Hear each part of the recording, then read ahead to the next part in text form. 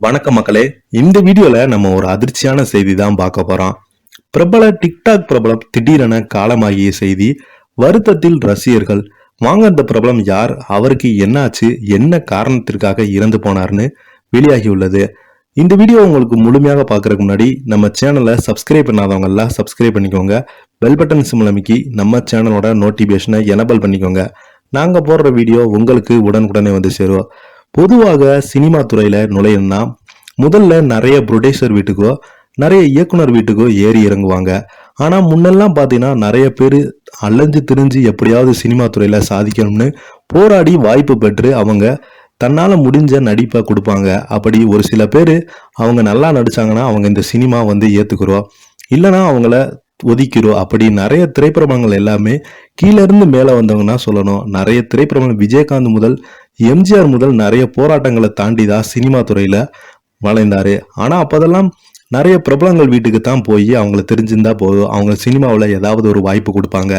அப்படி அதை வச்சு அவங்க தன்னுடைய முயற்சியை போட்டு வெற்றியை காண்பாங்க. இப்படி சினிமாவுக்கு 2000 வரைக்கும் பார்த்தீங்கன்னா நிறைய பேர் இப்படித்தான் சினிமா துறையில வந்தாங்க. 2010 வரைக்கும் பார்த்தீங்கன்னா முதல்ல சோசியல் மீடியாவே கிடையாது. இந்த சோசியல் மீடியா வந்த பிறகு ஆளாளுக்கும் கையில மொபைல் வச்சுக்கிட்டு தன்னுடைய திறமைகளை வெளிப்படுத்தி வருவாங்க. நிறைய ஆப்புகள் இருக்கும். தன்னுடைய ஆப்புகள் மூலம் தன்னுடைய டான்ஸ் ஆடுறது, பாட்டு பாடுவது போன்ற மூலம் எல்லாமே அந்த ஆப் மூலம் பார்த்தீங்கன்னா பாதி பதிவிட்டு சோசியல் மீடியாவில் பதிவிடுவது வழக்கமாக வச்சுருந்தாங்க. இப்படி நிறைய பேர் டிக்டாக் மூலம் பார்த்தீங்கன்னா ஃபேமஸ் ஆனாங்க. அப்படி நம்ம இந்த சினிமா துறையில் உச்சத்தில் இருக்கிறாங்க. குறிப்பாக சொல்லணும்னா நம்ம ஜிபி முத்து அவர்களை சொல்லலாம். டிக்டாக் மூலம் தான் மிகப்பெரிய ஒரு வரவேற்பு பெற்ற ஒரு பிரபலமாக இருக்கிறாரு. இப்போவும் திரைப்படங்கள் எல்லாமே வெற்றி கண்டு வராரு. இந்த நிலையில டிக்டாக் பிரபலம் ரோமோ பாஸ்கரன் திடீரென காலமாகி இருக்கிறாரு. வருத்தத்தில் எல்லாருமே ரசிகர்கள். இன்று சினிமா துறைகளை பிரபலங்களை தாண்டி டிக்டாக் மூலம் பிரபலமடைந்த நிறைய பேர் இன்றைக்கு இருக்கிறாங்க.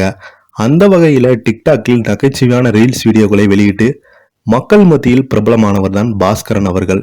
இவர் அதிக அளவில் காதல் பாடல்களுக்கு ரீல்ஸ் செய்வது, வீடியோக்களை வெளியிடுவது, அடுத்ததாக செல்லமாக ரசிகர்களை அவரை ரெமோ பாஸ்கரன் டாடி என அழைத்து வந்தாங்க.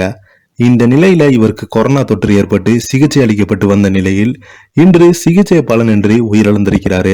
இந்த செய்தியை தனது குடும்பத்தை சேர்ந்தவங்க தனது முகநூல் பக்கத்துல வெளியிட்டு ரசிகர்கள் எல்லாருக்குமே ரொம்பவே சோகத்துல ஆழ்த்தியது. இந்தியாவில் டிக்டாக் தடை செய்யப்பட்டதை அடுத்து இன்ஸ்டாகிராமில் வீடியோக்களை வெளியிட்டு வந்த பாஸ்கரின் உயிரிழப்பு ரசிகர்களுக்கு மிகப்பெரிய அதிர்ச்சியை ஏற்படுத்தியுள்ளது. மேலும் இறந்த பாஸ்கரனுக்கு ரசிகர்கள் தங்கள் இரங்கலையும் தெரிவித்து வராங்க.